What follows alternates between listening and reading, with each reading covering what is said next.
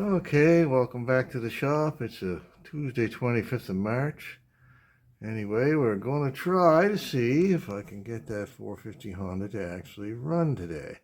Who knows, if the weather warms up a little bit, I might even get it out on the road for a test drive. But first, let's just see if I can get it to go. I'm going to put you on pause for a minute and put the camera over there in the tripod. Okay, got you in the tripod there now. So anyway, I've filled the carburetors with fuel and I've got my IV unit all full of nice Campbell soup ready to go. So anyhow, let's see what happens. This thing does not have a electric starter on it. Somebody in their wisdom, for whatever reason, has removed it a long time ago and blanked the whole off, so I got to start this the good old-fashioned way. So, keys on. Horn doesn't work. Let's see if anything else does. Oh yeah. Signal lights work. Lights come on. Okay. So I should have power to the plugs. I have new plugs in here, by the way. I switched them up to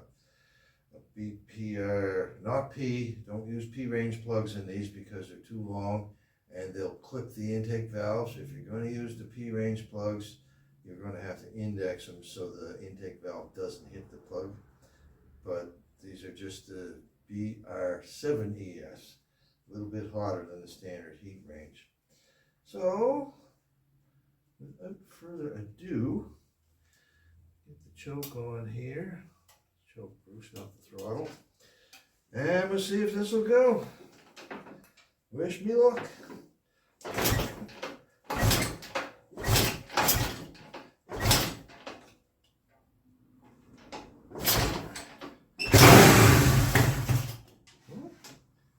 Good sound.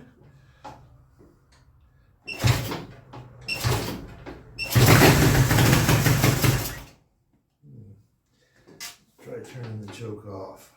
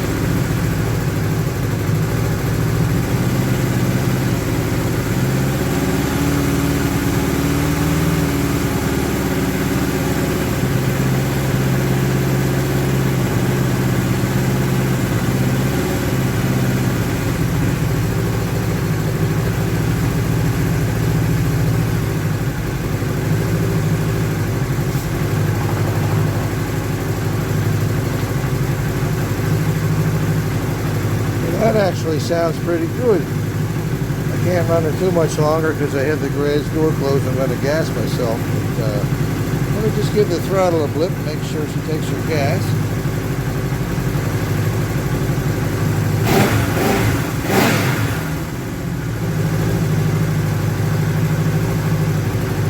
Yep, I'm gonna need to do a little bit of a balancing on that. I'll go over that when I do it.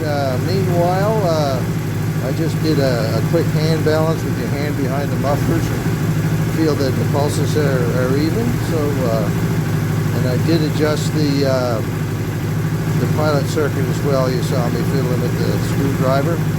So anyway, alright, so just about ready for a ride on the road. Okay, I'm getting ready to do an old-time synchronizing on this bike.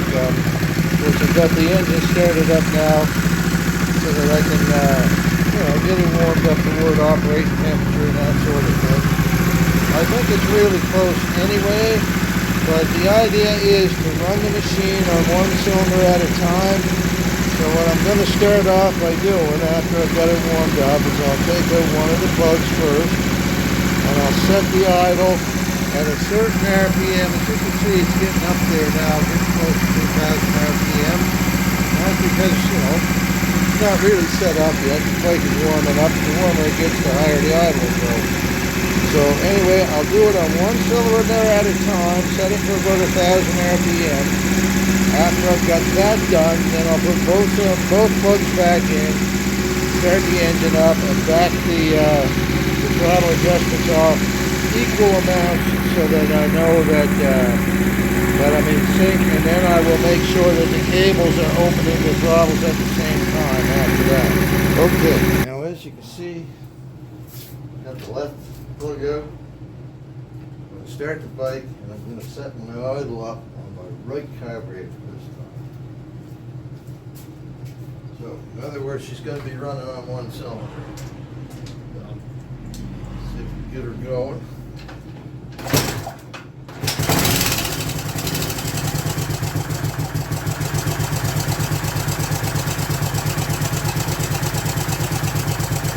I'll adjust the pilot first.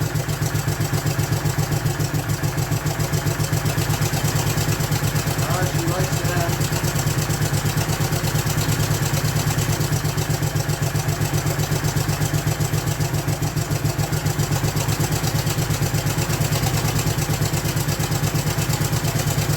That seems to be where the pilot wants to be set. Now I'm going to lower the idle speed.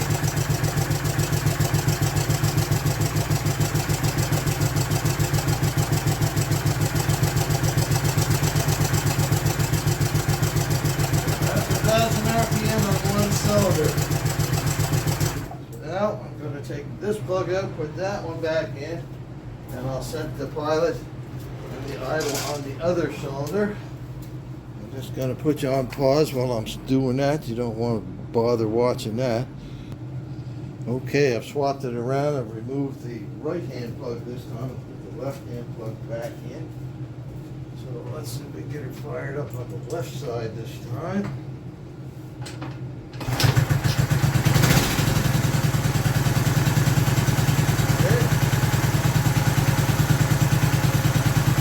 Adjust the pilot through.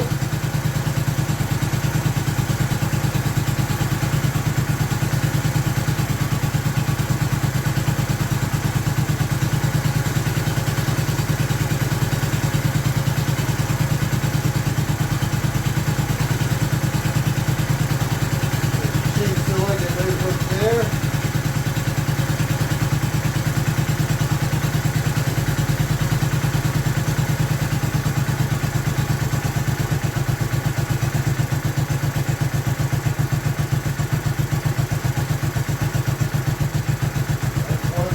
RPM on one cylinder on the left plug.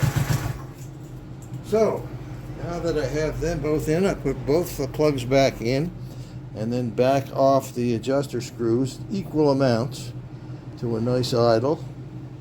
And then I just checked that the throttle cables are open in both throttles at exactly the same time. Okay, both plugs are back in now. The idle's going to be a bit high, as I mentioned before, so when I get it started, I'll back off those screws, like I said, equal amounts.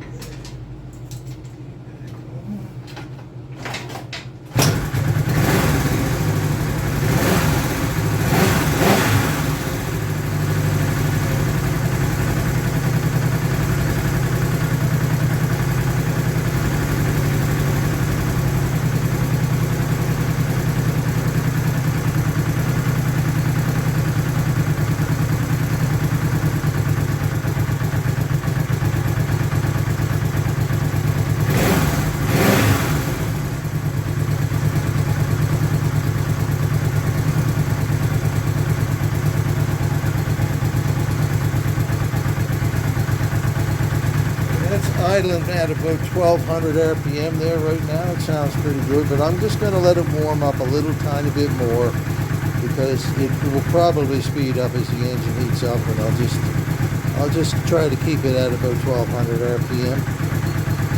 Anyway, sounds pretty good there.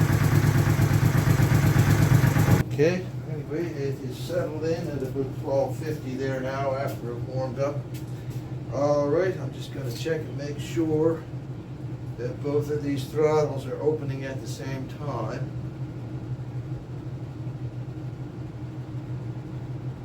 And they are. So I had them pretty well set up right from the beginning, but it never hurts to do this to check it just to make sure.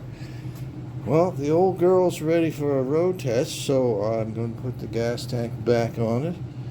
I think I'll drain what little gas is that there is in it, because it has these this nice crossover tube, which is a royal pain in the ass if there's any gas in the tank. So I think I'm going to drain the tank out, make it easier on myself instead of, you know, having these clamps and plugs stuck in here to keep the tank from pouring gas all over the floor while you're doing it and all over the bike.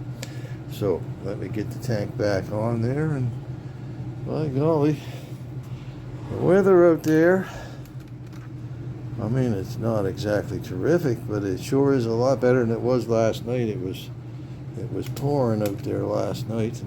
But anyway, the sun is trying to come out, and I think it's about 8 degrees Celsius. So let's see if I can get it out for a little ride. Well, I just poured that fuel that I took out of the tank back in it and strained it through a piece of paper towel. Oh, there's a lot of crap in that gas tank. Anyway, I'm going to recommend to him that he check the petcock settling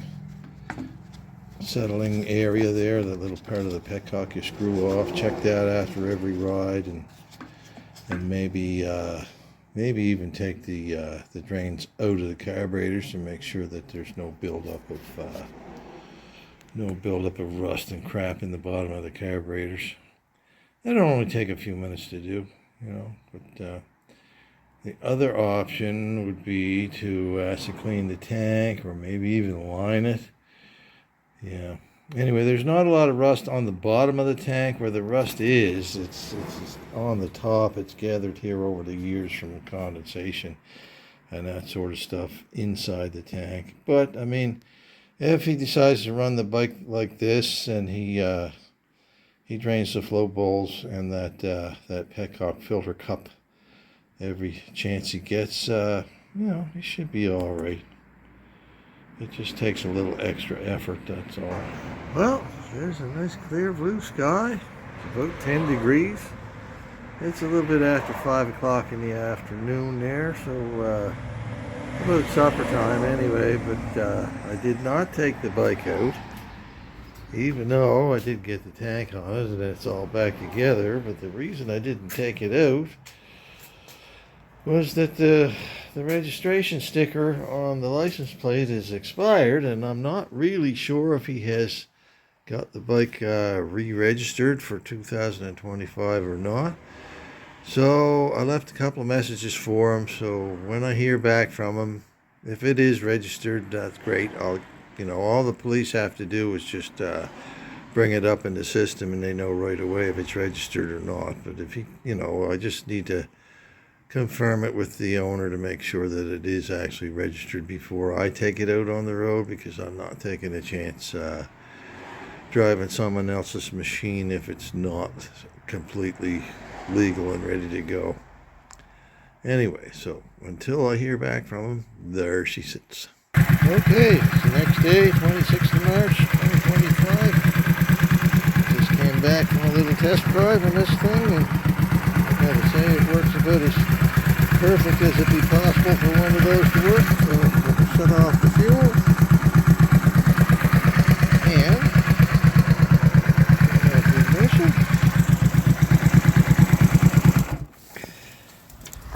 And I'm going to call the owner and tell him that his bike is ready to go home.